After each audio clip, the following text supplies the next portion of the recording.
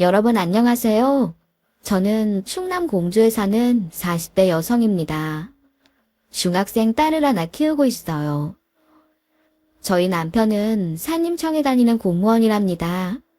원래 만나기는 서울에서 만났지만 사정이 생겨 이곳에 산 지 15년이 넘었네요. 이제 저희가 여기에 살아야 할 이유는 없어졌지만 정이 든 이곳을 떠날 수는 없을 것 같아요. 산과 물이 좋은 이곳에서 저와 가족들은 많은 일을 겪었습니다. 그 중에는 행복한 추억도 있지만 힘들고 괴로운 기억이 더 많아요. 그래서 더욱 이곳에 남아 그 슬픈 기억을 잊을 만큼 즐거운 추억을 남기고 싶은 마음입니다. 오늘 저는 이 공주에서 제가 겪어야 했던 충격적인 사건에 대해 털어놓으려고 합니다. 그리고 오늘을 마지막으로 슬픈 기억은 깨끗하게 지워버리고 싶어요. 그런 후 그 빈자리를 아름다운 추억으로 꽉 채우고 싶습니다. 그래야만 제가 사랑하게 된 이 고장에서 진정으로 행복할 수 있을 것 같거든요. 여러분도 이런 저의 노력을 함께 해주시겠어요? 저와 남편은 전문대에 다닐 때 만났습니다. 같은 동아리 선후배였어요. 남편은 대학에 들어오며 처음 서울 생활을 시작한 남자였어요. 그래서인지 제 눈에는 남편이 순박하고 착실해 보였죠.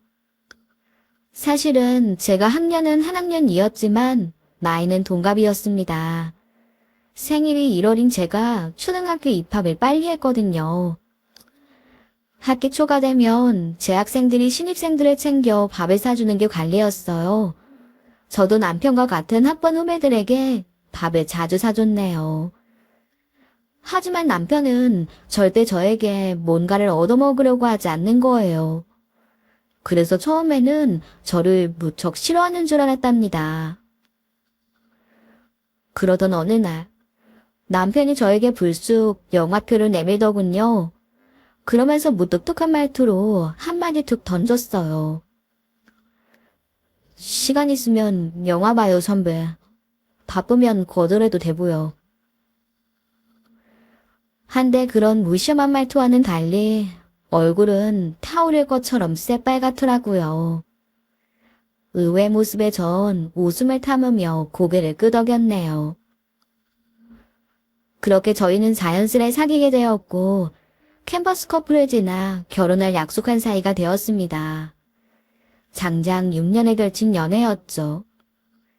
제가 전문대를 졸업해 무역회사에 입사하고 나서 남편은 군대에 갔거든요. 그리고 복학해서 공무원에 합격하기까지 6년이 걸린 겁니다. 하지만 그 긴 연애에도 저희는 항상 사이좋은 커플이었어요. 게다가 남편이 산림청에 들어가면서 저희는 장거리 연애를 하게 됐지만요. 남편이 대전에서 일하게 됐거든요.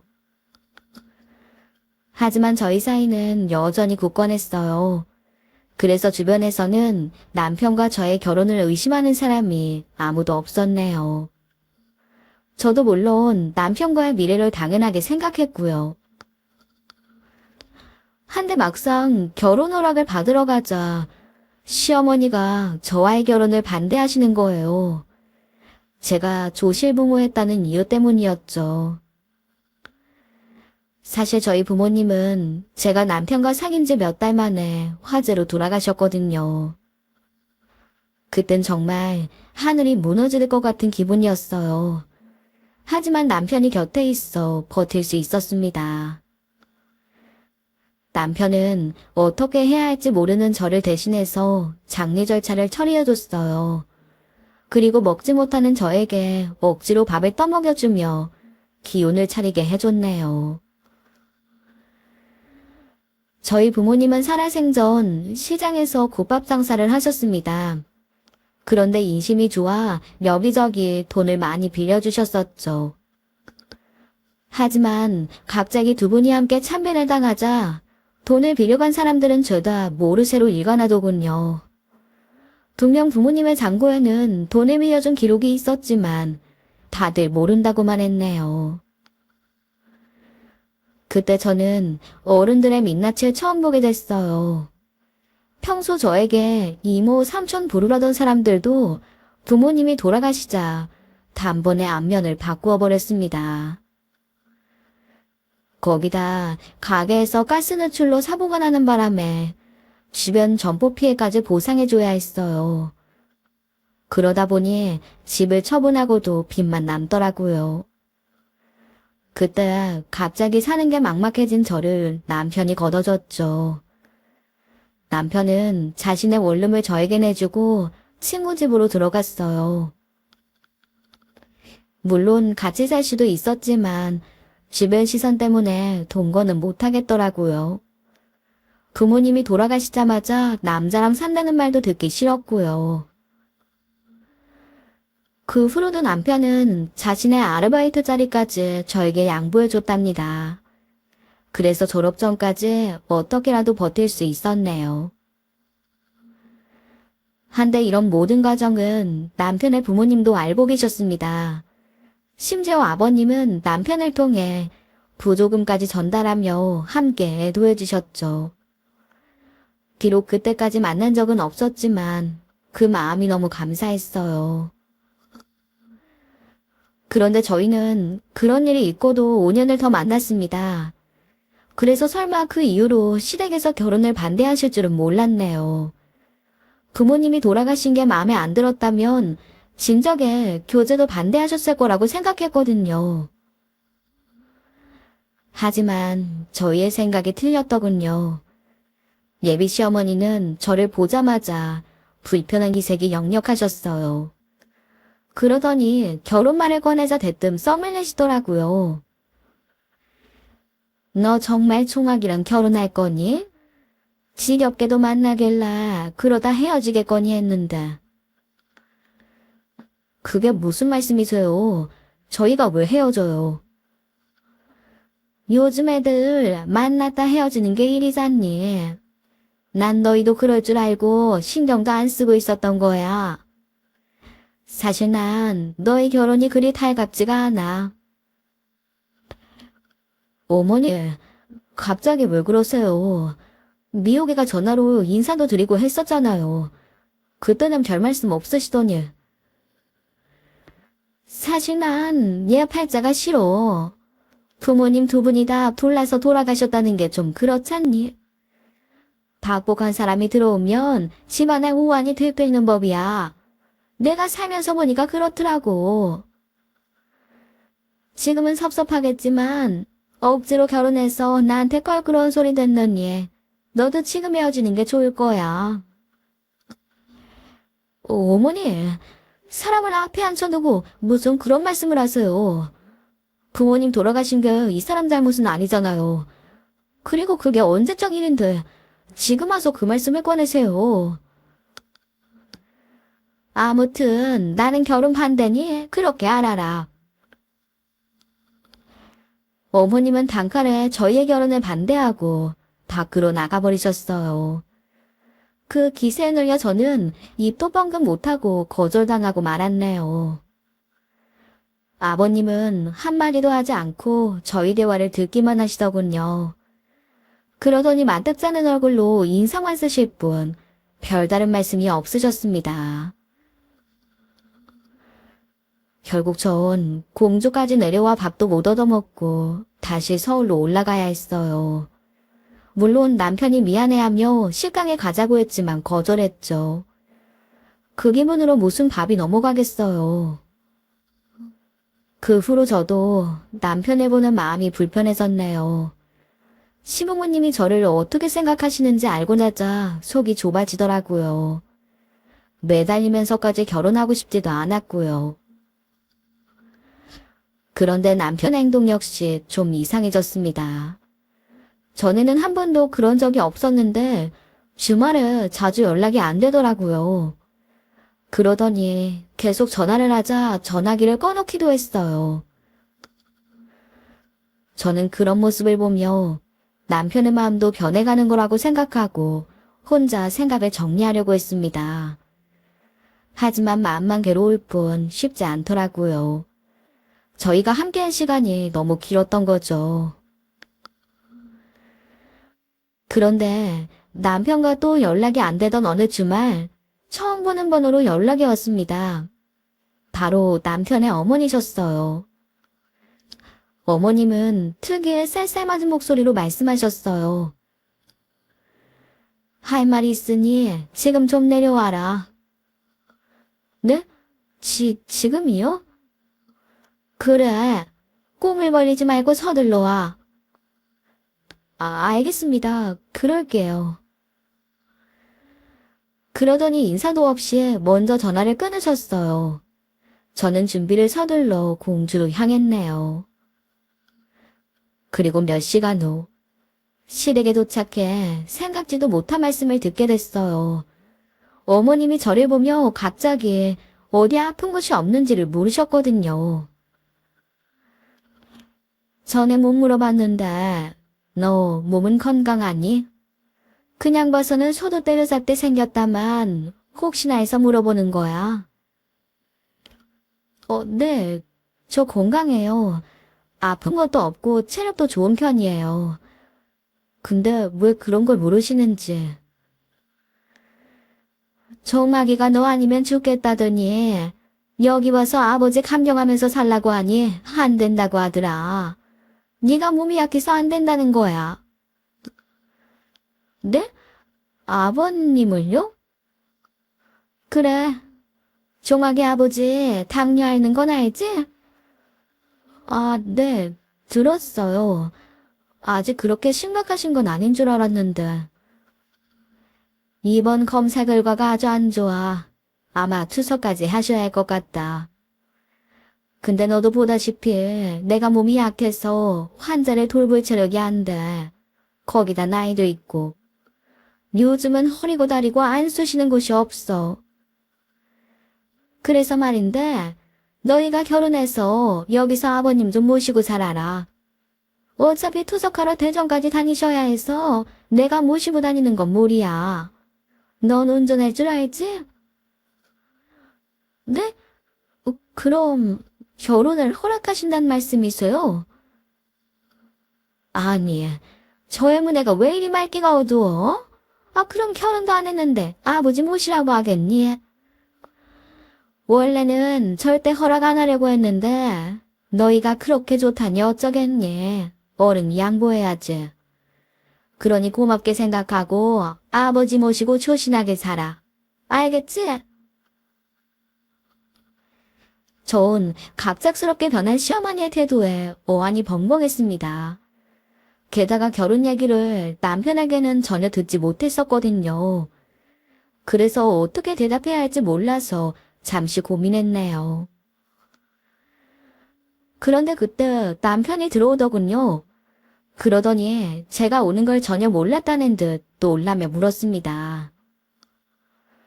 미호가, 여긴 어떻게 온 거야? 어떻게 오긴? 내가 불렀다. 어머니, 왜 어머니 마음대로 그러세요? 저 결혼 안 한다고 말씀드렸잖아요. 아니, 죽고 못 산다고 할 땐 언제고 시켜준다는데 왜 이래? 그래도 안 해요. 미호가, 너 어서 올라가. 나중에 연락할게. 저는 어찌할 바를 모르고 어머님과 남편을 번갈아 바라봤어요. 그러자 어머니가 한숨을 쉬며 말씀하셨네요. 저 녀석이. 미호기 너, 네가 말해봐. 여기 내려와서 시아버지 수발지면서 살 거니 말 거니? 어머니, 미호기가 왜 그런 결혼을 해요? 아버지 병간호는 제가 해요. 대전에서 출퇴근하면서 제가 할 테니 괜히 상관없는 미호기 잡지 마시라고요. 아침 일찍 출근해서 한밤에야 퇴근하는 네가? 감경이 쉬운 건 줄 알아. 내가 분명히 말했지만 넌 네 아버지 병수발 못 들어. 내가 지금 여기저기 안 아픈 곳이 없는데 어떻게 식단 관리하고 병원까지 따라다니고 하란 말이야. 저는 그제야 상황이 이해됐습니다. 담요를 앓던 시아버지의 상태가 심각해진 것 같더라고요. 그래서 결혼 후 저에게 그 병수발을 맡으라는 것 같았어요. 하지만 남편은 미안해서 결혼을 못하겠다고 버티는 것 같았죠. 남편은 주말에 아버지의 병간호를 하느라 제 연락도 못 받은 것 같았네요. 두 사람이 옥신각신하며 원성을 높이는 모습을 지켜보던 전 조용히 입을 열었습니다. 할게요. 어머니, 제가 할게요. 어차피 결혼하면 서울 회사는 그만두려고 했었어요. 종학씨 회사까지 좀 멀긴 하지만 1시간 정도면 될 테니 저희가 들어와 살겠습니다. 그러자 제 말에 놀란 남편이 소리쳤어요. 미영아, 그건 아니야. 난 너 고생시키기 싫어. 난 괜찮아. 자기가 많이 도와주면 되잖아. 난 결정했어. 그렇게 하자, 우리.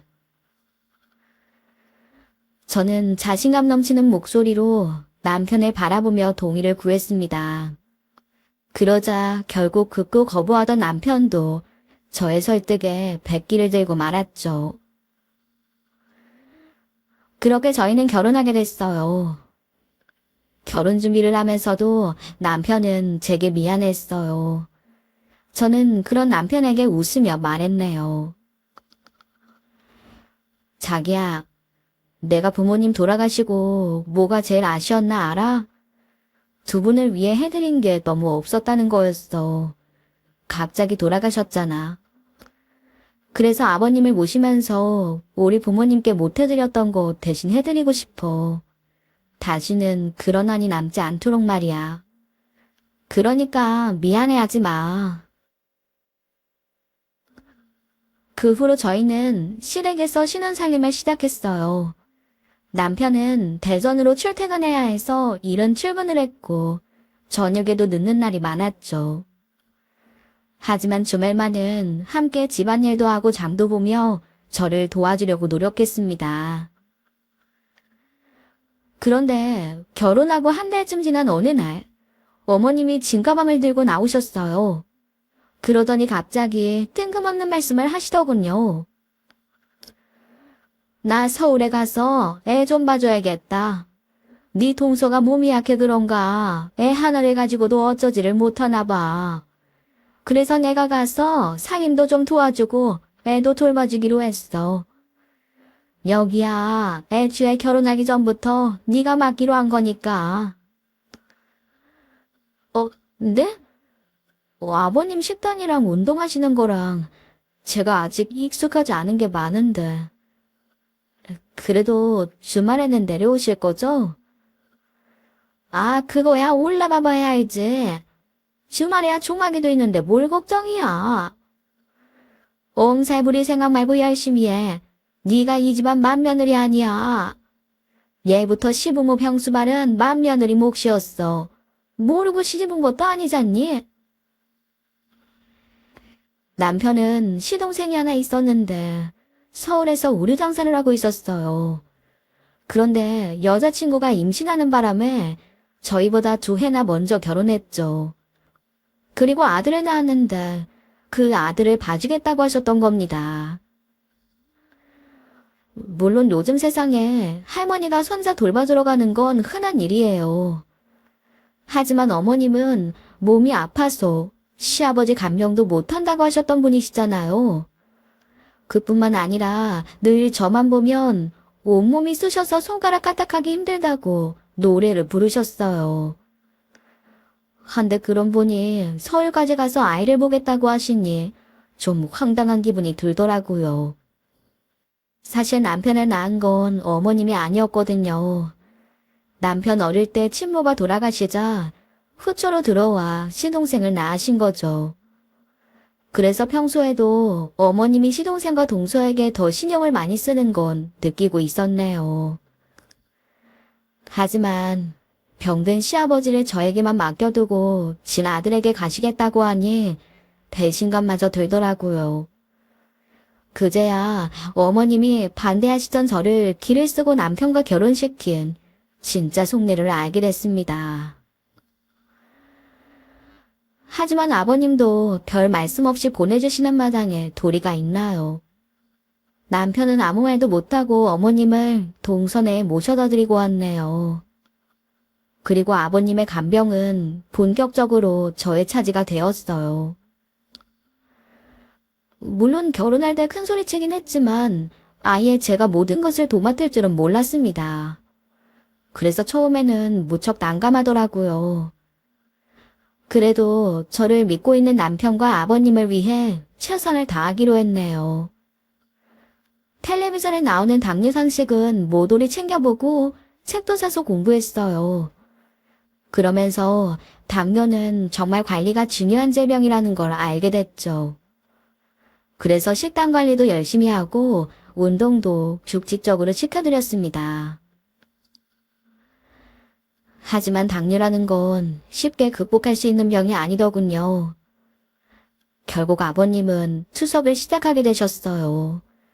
그래서 제가 주기적으로 아버님을 모시고 대전까지 가서 투석을 하고 돌아왔죠. 아버님이 전부터 다니던 병원에서 치료받기를 원하셨거든요. 그럴 때 집으로 돌아오는 차 안에서 아버님은 항상 말씀하셨습니다. 큰애야, 너 한창 젊은 애가 노인네 병수발 드느라 힘들지? 내가 모르는 게 아니다. 다 알고 있어. 요즘 너 같은 며느리가 없지, 암. 평생 산 마누라도 싫다고 버리고 간 노인네를 걷어주고 있잖니. 고맙다. 나 죽거든 우리 집은 너 가져라. 그리고 조치원 땅도 다 너 줄 거야. 그리 알아. 네 아버님. 건강하게 백수하시면 그때 받을게요. 그럼 그때는 땅값 엄청 올라 있겠죠? 그러니까 그때까지 건강하셔야 돼요. 아시겠죠? 저는 아버님의 말씀을 농으로 받으며 웃었습니다. 빈말인 줄 알지만 그런 말씀을 해주시니 기분은 좋더라고요. 한편 어머님은 서울에 올라가신 이후로 감감무소식이었어요. 그래도 주말에 한 번쯤은 내려오실 줄 알았는데 항상 바쁘다는 핑계만 대시더군요. 그러더니 언젠가부터는 명절에도 발길을 또 끊으셨습니다. 덩달아 동서와 시동생도 코빼기를 볼 수가 없었네요. 그러다가 저희 아이가 초등학교에 다닐 만큼 세월이 흘렀습니다. 저는 결혼 다음에 예쁜 딸을 하나 낳았거든요. 그런데 그때 아버님은 또 다른 합병증을 앓게 되셨어요. 바로 당뇨성 망막병증이 찾아온 거예요. 눈의 망막 혈관이 손상되면서 심한 경우에는 실명까지 될 수 있는 무서운 합병증이었죠. 그렇게 시력에 문제가 생기기 시작하면서 아버님은 거동조차 불편해지셨어요. 그래서 식후에 다니는 산책도 저희 딸이 모시고 다녀야 할 만큼 상황이 나빠지게 되었네요. 저는 시댁에 내려오지 않는 동서에게 이 소식을 전화로 알렸어요. 동서 건강하지? 언제 한번 못 내려와? 이번 아버님 생신은 온 식구가 같이 보냈으면 좋겠는데. 애아빠이 바빠요. 은기도 주말에 학원 보충 있어서 시간 나기가 영 힘들고요. 거긴 시골이라 잘 모르시겠지만 서울은 고학년 되면 공부하기 바쁘거든요. 그래. 그럼 어머님이라도 한번 못 오실까? 사실 아버님이 몸이 많이 안 좋아지셨어. 시력에 문제가 생기기 시작했거든. 어머, 그래요? 형님이 뭐 잘못하신 거 아니에요. 당뇨는 식단 관리가 중요하다던데 아무거나 드시게 한 거 아니냐고요. 무슨 그런 말을 해. 병원에서 알려주는 대로 잘하고 있어. 그래도 어디 한 번 진행된 병이 좋아지기가 쉬워. 알았어. 동서 바쁘면 내가 어머님한테 전화드릴게. 그렇게 전 괜히 기분만 상한 채 전화를 끊어야 했네요. 그리고 한숨을 쉬며 다시 전화기를 들어 어머님께 전화했습니다. 그런데 어머님은 아예 연락조차 받지 않으셨어요. 몇 번이나 다시 걸어봐도 결과는 똑같았죠. 결국 그의 아버님의 생신도 저희끼리 조촐하게 보내야 했습니다. 그렇게 또 시간이 흘러갔어요. 그리고 저희 아이가 중학생이 되자 아버님은 완전히 시력을 잃고 말았습니다. 거기다 기력도 많이 떨어져서 거의 활동하지 못하고 자리를 보존하고 누워 계셨어요. 그동안에도 어머님과 동서내외는 한 번에 찾아오지도 안부 전화를 하지도 않았습니다. 그래서 우리 가족들도 이제는 그 사람들과 인연이 끊어진 거라고 여기며 살았어요. 한데 그러던 어느 날 아버님이 저희를 부르시더군요. 큰애야, 저기 문갑 열어서 땅이랑 집문서 좀 찾아와라. 네? 갑자기 그건 왜요? 내가 처음부터 말했잖니. 나 죽으면 이 집이랑 땅은 다 넣어준다고. 집이 안 배고픈데지도 않겠지만 조치원은 다를 거야. 평수도 워낙 넓고 길가에 붙은 평지 아니냐. 지금이야 남 빌려줘서 농사나 부쳐먹고 살지만 거긴 뭐가 돼도 될 땅이야. 그건 나중에 아버님 백수하시면 받기로 했잖아요. 갑자기 그 말씀은 왜 하세요? 내가 기분이 이상해서 그래. 이대로 있으면 안 될 것 같은 생각이 든다. 하루 이틀 생각한 게 아니야. 노인네 마음 편하게 해주는 거라고 생각해라. 종학이 너 내일 시내 가서 이건희 저한테 어떻게 줘야 하나 알아봐라. 그러자 남편은 저를 바라보다 무겁게 입을 열었죠. 아버지, 갑자기 왜 그러세요? 이 사람 생각해 주시는 건 감사한데 당장 무슨 일이 생기는 건 아니잖아요. 아, 글쎄. 그렇게 해야 내 마음이 편하다는데 왜들 그래? 당장 내일 알아봐. 알겠어? 알겠어요. 그럼 내일 가서 세금 문제부터 한번 알아볼게요. 아버님의 뜻이 너무 완강하셔서 남편은 어쩔 수 없이 수긍했습니다. 그리고 정말 세무사에게 증여세에 대해서 물어보는 것 같더라고요.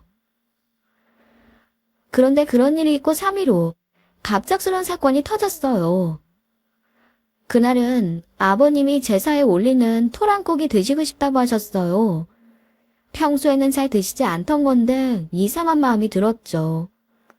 하지만 부랴부랴 이웃에서 토란을 구해 국거리에 재료 준비를 했습니다. 그런데 그때 생각지도 못한 사람들이 찾아왔어요. 바로 15년이 넘도록 시댁문을 밟지 않았던 시어머니와 동서내외였죠. 저는 놀랐지만 한편으로는 반가운 마음도 들더라고요. 그래서 웃으면서 세 사람을 반겼습니다. 어머, 어머님, 이게 어쩐 일이세요? 동서도 너무 오랜만이다. 사방님도 건강하셨죠? 바쁘다더니 일은 어쩌고 오셨어요? 집에 일이 있는데 하루 쉬는 게 뭐 대수예요? 형수님, 정말 섭섭하네요. 네, 그게 무슨 말씀이세요? 제가 뭐 잘못했어요? 그러자 동서가 앞으로 다가오더니 다짜고짜 저에게 삿대질을 하기 시작했어요. 형님, 사랑 그렇게 안 받는다. 아주 고단수네요. 병든 노인 옆에서 얼마나 알랑방귀를 꼈으면 집이며 땅이며 다 형님 준다고 하세요. 그렇게 동서는 저를 향해 막말 섞은 원망을 쏟아냈습니다. 갑자기 황당한 말을 들으니 제 말문이 딱 막혀버리더라고요. 그러자 이번에는 시어머니가 나서더군요. 내가 그랬잖니. 저게 보통 얘기가 아니라니까. 이런 사달이 날 걸 미리 예상했어야 하는 건데. 당장 조막이 불러라. 그 자식이 시내 돌아다니면서 세금 물어보고 다닌다고 동네 소문이 쫙 났어. 아니, 멀쩡한 호적상 부인도 있고 둘째도 있는데 왜 재산을 네가 다 가져? 옆에서 노인네를 얼마나 괴롭혔으면 그런 생각을 다 하냐고. 너 뭐 노인한테 그런 거 한 거 아니야? 어머니, 어떻게 그런 말씀을 하세요? 어머님이랑 동서서방님, 지금 몇 년 만에 이 집에 발들인 줄 아세요? 그러면서 어떻게 저한테 그런 만발을 하세요? 그러자 뒤에 있던 동서가 눈을 부라리며 외쳤어요. 형님, 먹고 살기 바쁘면 다 그렇죠. 그렇다고 지금 아버님 모신 공치 사시는 거예요. 원래 시어른 병수발은 맏며느리 가는 게 당연한 거죠. 어머, 지금 보니 재산 노리고 억지로 한 거였나 봐요. 그리고 엄밀히 말해서 형님만 시어른 모신 거 아니에요. 저도 어머님 모셨잖아요. 여기서 형님이 어머님이랑 아버님까지 모시려면 얼마나 힘들었겠어요. 제가 그 힘든 건 나눠서 해준 것도 모르고 지금 어디서 큰 소리예요. 뒤에서 호박씨나 주제. 그렇게 세 사람이 저를 궁지에 몰아놓고 쥐잡듯이 잡고 있었습니다. 그런데 그때 아버님이 방에서 호통치며 저희를 부르셨어요. 왜 이리들 소란이야? 왔으면 다들 방으로 들어와라. 그렇게 저희가 모두 아버님이 누워 계신 방으로 모였을 때 아버님이 말씀하셨어요. 이건 오래된 내 약속이야. 큰애가 그동안 내 추발 드느라 고생했잖니. 내 재산 내가 주겠다는데 너희가 무슨 말이 많아? 아버지, 다 같은 아들인데 이게 말이 돼요. 거기다 어머니는요. 어머니는 평생 아버지한테 헌신했는데 형수가 고작 몇 년 돌봐준 게 그게 대수예요. 이건 어딜 봐도 말이 안 되는 거예요. 오직하면 제 동창이 형이 징여 알아보고 다닌다고 전화를 해줬겠어요.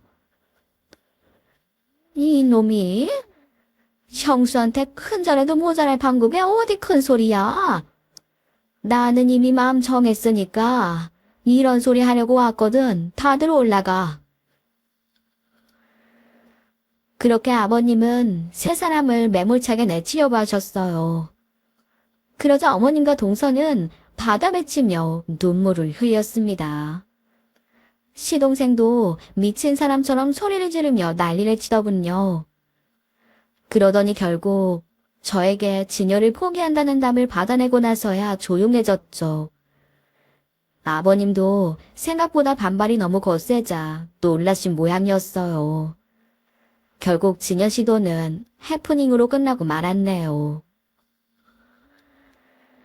그날은 저희 딸이 친구 집에서 시험 공부를 한다고 했던 날이었어요.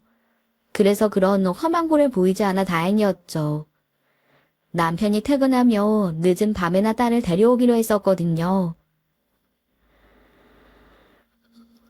그런 난리가 지나보내자 잠시 평화가 찾아왔습니다.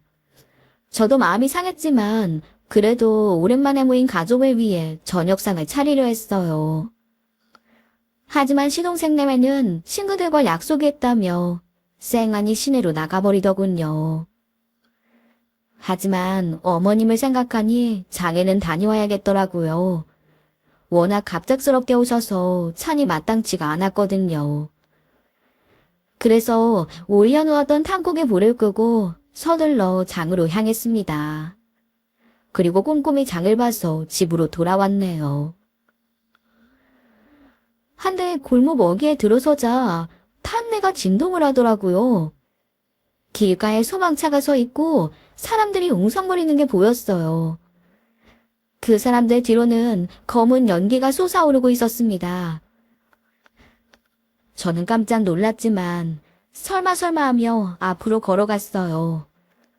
그랬더니 제 눈앞에 경악할 장면이 펼쳐져 있는 게 아니겠습니까?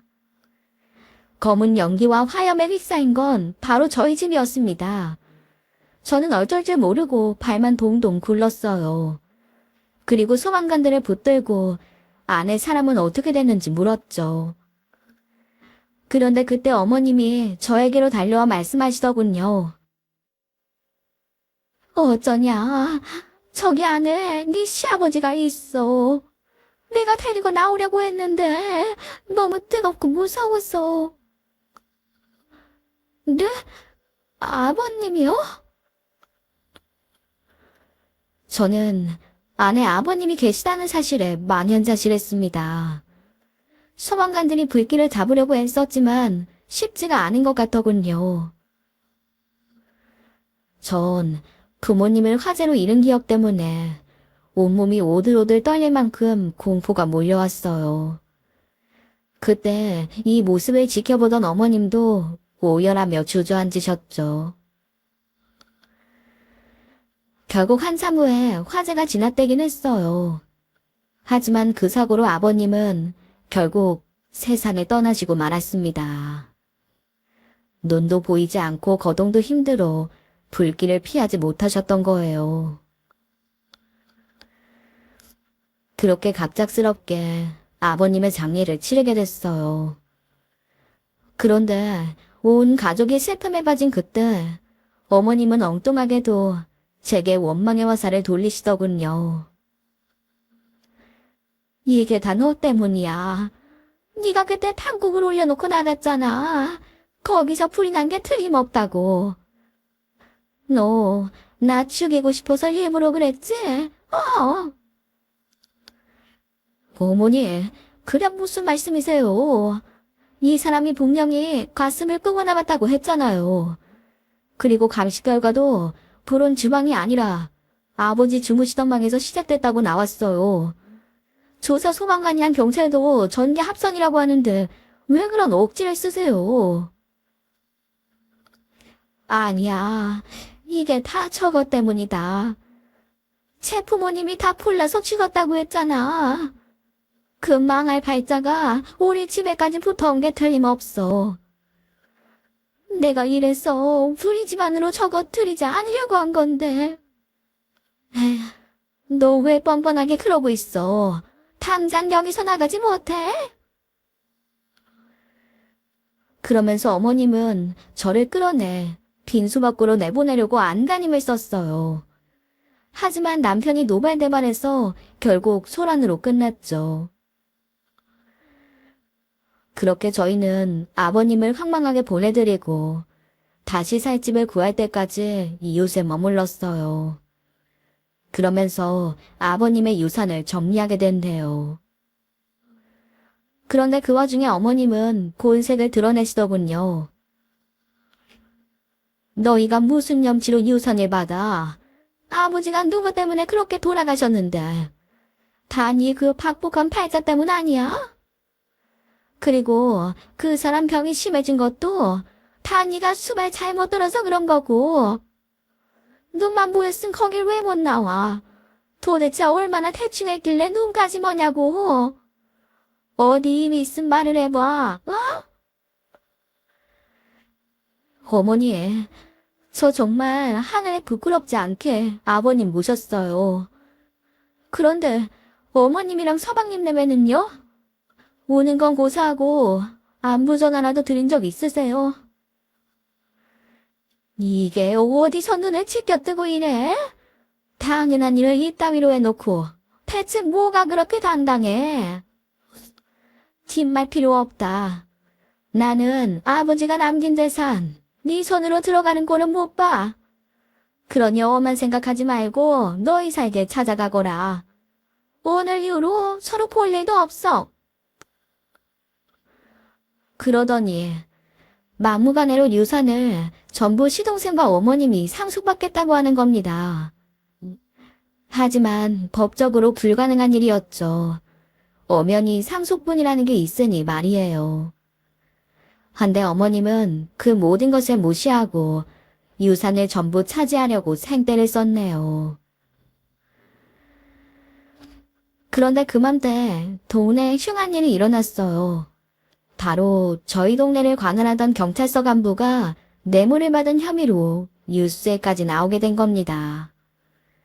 그 사람의 뇌물 잔고를 누군가가 내부 고발했다고 하더군요. 잠부에는 지역에서 내로라 하는 유주도 있었고 의원도 있었어요. 한데 거기서 뜻밖의 인물이 한 명 더 거론됐습니다. 그건 바로 저희 시동생이었어요. 시동생은 공주에 살지도 않고 서울에서 잔사를 하는 사람인데 말이죠. 그런 시동생이 시골경찰 간부에게 뇌물을 줄 이유가 없잖아요. 그래서 조사하던 사람들도 의아했다고 들었어요. 그런데 얼마 후 추악한 사건의 진실이 드러나며 남편과 전 경찰서로 달려와야 했습니다. 저희는 물론이고 어머님도 영문을 모르시고 불려오긴 마찬가지였죠. 그런데 경찰로부터 전해들은 그날의 상황은 저희 모두를 충격의 도가니에 몰아넣었네요. 아버님이 돌아가시던 그날 저는 분명 탄곡에 불을 끄고 장에 갔어요. 그리고 동서내외는 시내에서 시동생 고향 친구들과 거하게 술자리를 가졌답니다. 그리고 어둑해져서 집에 돌아왔던 거죠. 그런데 두 사람이 쉽게 대화를 나누다 보니 아버님이 저에게만 재산을 주기로 한 게 너무 섭섭했던 거예요. 그래서 담배를 피우던 시동생이 홧김에 아버님이 주무시는 방 창문으로 담뱃재를 털었던 겁니다. 그런데 놀라운 건 동서가 이 모습을 보고도 말리지 않고 오히려 시동생을 더 부추겠다고 하더군요. 그런데 정말 환장하겠는 건 시동생이 떠는 담뱃똥이 하필이면 아버님과 가까이 있던 가스난로에 들어간 겁니다. 주변에 불이 붙은 줄도 모르고 주무시던 아버님은 그대로 변을 당하고 말았던 거죠. 저와 남편은 그 참혹한 모습을 상상하며 피눈물을 흘렸습니다. 하물며 그렇게 친듯이 편 만들던 시어머니도 경악하며 말문을 닫아버리셨죠. 하지만 시동생과 동서는 반성하기는커녕 변념을 늘어놓기 바쁘더군요. 정말 불을 낼 생각은 없었어요.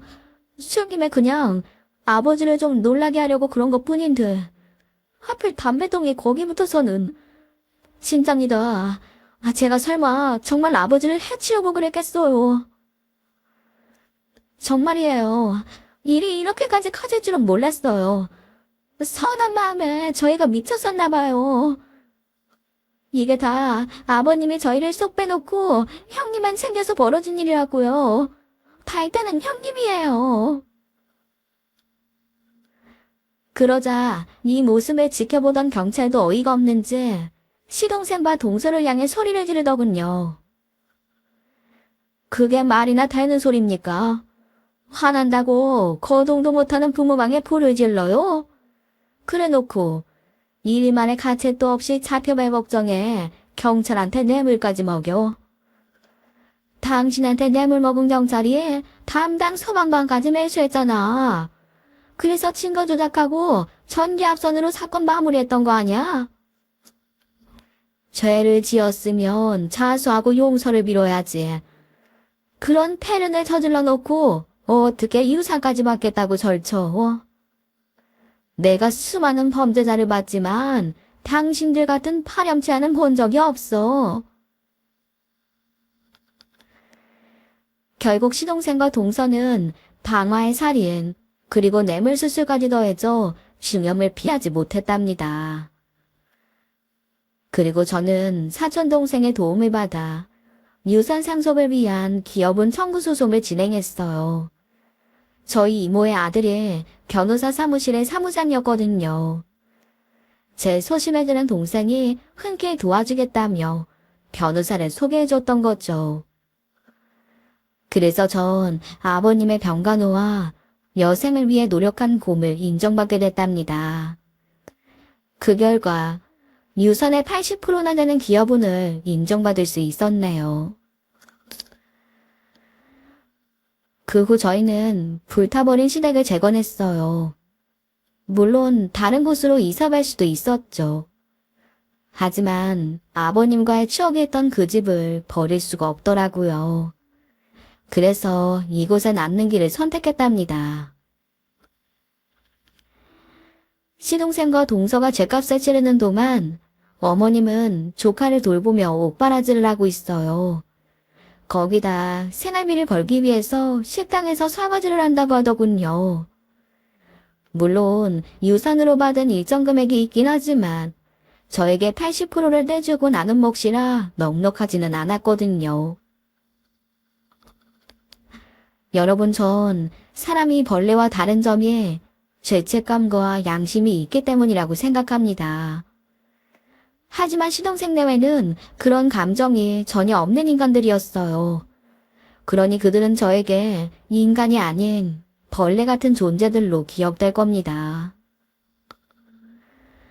물론 세상을 살다 보면 어떤 일이 저를 막아설지 알 수 없겠죠. 하지만 단 하나, 인간으로 살아야 한다는 점을 명심하며 살아가려고 합니다. 지금까지 무거운 이야기 함께 해주셔서 정말 감사드립니다. 여러분 덕분에 제 마음은 한결 가벼워진 것 같아요. 이제 아픈 기억은 잊고 여기 공주의 알밤처럼 알찬 행복만을 위해 살아갈 수 있을 것 같네요. 그럼 오늘도 행복한 하루 보내세요. 남편분을 사랑하는 마음 하나로 시작한 결혼 생활에서 시아버님을 향한 정성스런 감경까지. 아마 하늘에서 아버님께서는 이승에서 있었던 가슴 아픈 일은 접어두고 그런 며느님의 따뜻한 마음에 미소를 짓고 계시지 않을까 합니다. 앞으로의 사연자님 부부 인생을 응원하며 저는 여기서 인사드리겠습니다. 사연 함께 해주신 여러분, 오늘도 감사합니다. 좋은 하루 되세요.